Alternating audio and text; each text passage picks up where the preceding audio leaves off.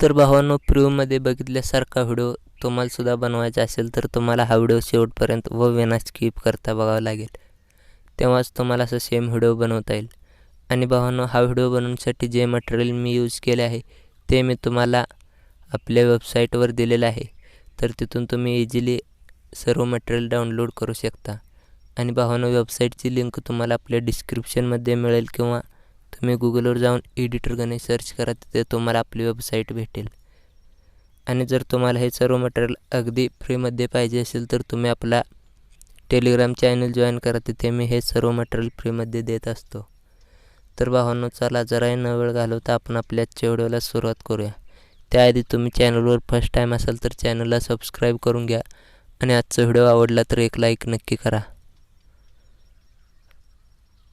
तर भावांनो, सर्वप्रथम तुम्हाला अलाइट मोशनमध्ये मी दिलेला बीटमार्क प्रोजेक्ट व शेक इफेक्ट प्रोजेक्ट हे दोन्हीही तुम्हाला इथे इम्पोर्ट करून घ्यावं लागेल. त्यानंतर सिंपली तुम्हाला बीटमार्क प्रोजेक्ट ओपन करून घ्यायचा आहे. तर बघू शकता, त्यानंतर पुन्हा बॅकला येऊन 3D प्रोजेक्टमध्ये जायचं आहे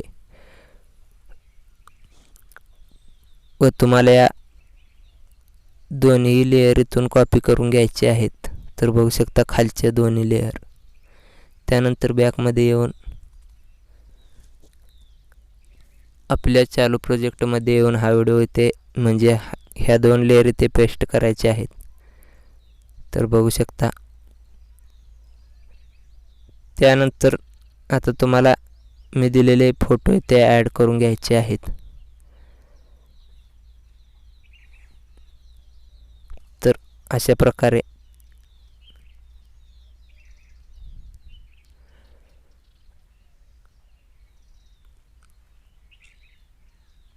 बघू शकता, अशा प्रकारे तुम्हाला सर्व फोटो इथे ॲड करून घ्यायचे आहेत. तर भावांनो, मी सर्व फोटो ॲड करून पुढचा व्हिडिओ दाखवतो. आणि भावांनो, जर एखादा फोटो लहान असेल तर तुम्हाला मूव अँड ट्रान्सफरवर जाऊन थर्ड ऑप्शनवर क्लिक करून फोटो मोठा करून घ्यायचा आहे. तर मी सर्व फोटो ॲड करून भेटतो. तर बघू शकता भावांनो, इथे मी सर्व फोटो ॲड करून घेतलेले आहेत. त्यानंतर आता आपल्याला सिंपली बॅकला येऊन आपल्या 3D प्रोजेक्टमध्ये यायचं आहे व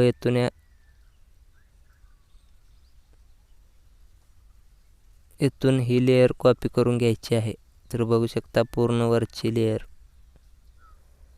त्यानंतर आपल्या चालू प्रोजेक्टमध्ये यायचं आहे. तर भावांनो, सिंपली तुम्हाला ज्या ठिकाणी जास्त गॅप दिसतोय तिथे यायचं आहे आणि ही लेयर पेस्ट करायची आहे.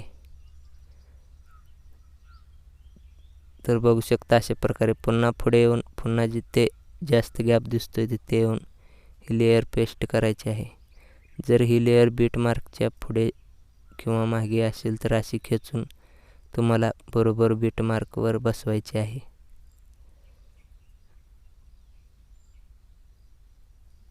बघू शकता अशा प्रकारे बरोबर बीटमार्कवर बसवायची आहे.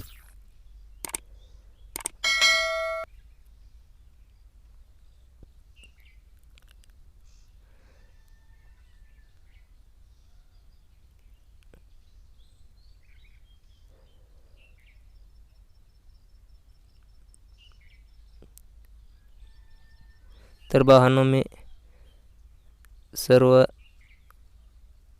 लेयर अशी कॉपी करून बसवतो व पुढचा व्हिडिओ दाखवतो. तर बघू शकता भावांनो, इथे मी सर्व लेयर इथे पेस्ट केलेलं आहे. तर तुम्हाला आता सिंपली जिथे फर्स्ट लेयर तुम्ही पेस्ट केली तिथे यायचं आहे. त्यानंतर तुम्हाला हा पुढचा फोटो एकदा बघून घ्यायचा आहे व पुन्हा आपल्या पेस्ट केलेल्या लेयरवर येऊन तुम्हाला एडिट ग्रुपवर क्लिक करायचं आहे. तर त्यानंतर असं दिसेल. तर तुम्हाला सिंपली हा फोटो इथून डिलीट करायचा आहे व जो पुढचा फोटो होता तो इथे ॲड करून घ्यायचा आहे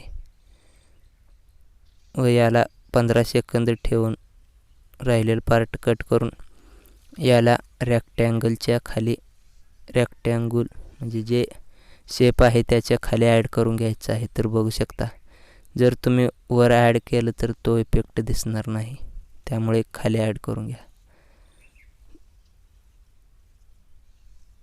तर बघू शकता अशा प्रकारे जो पुढचा फोटो आहे तो या ग्रुपमध्ये ॲड करायचा आहे. तर पुढचा फोटो हा आहे. तर पुन्हा या एडिट ग्रुपवर क्लिक करून हा फोटो डिलीट करायचा आहे व जो पुढचा फोटो होता तो इथे ॲड करून 15 सेकंदला येऊन कट करायचा आहे. तर बघू शकता अशा प्रकारे तुम्हाला सर्व फोटो ॲड करून घ्यायचे आहेत.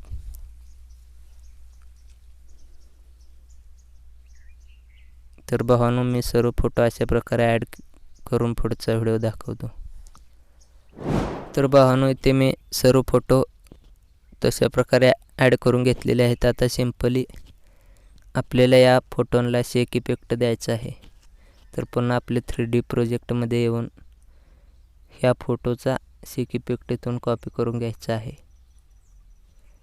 व आपल्या चालू प्रोजेक्टमध्ये येऊन या सर्व फोटोंना हा इफेक्ट पेस्ट करायचा आहे.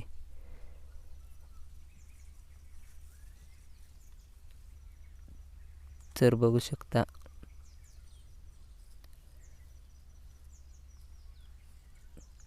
त्या ग्रुपमधल्या फोटोला कोणताही इफेक्ट पेस्ट करायचा नाही. तर भावांनो मी अशा प्रकारे सर्व फोटोंना हा इफेक्ट पेस्ट करतो. तर भावांनो मी ते सर्व फोटोंना हा इफेक्ट दिला आहे. त्यानंतर आता सिंपली आपल्याला एक शॅडो इफेक्ट व टेक्स्ट PNG ॲड करावी लागेल. त्यासाठी तुम्हाला फर्स्ट बीट मार्क म्हणजे 6.1 सेकंदला यायचा आहे.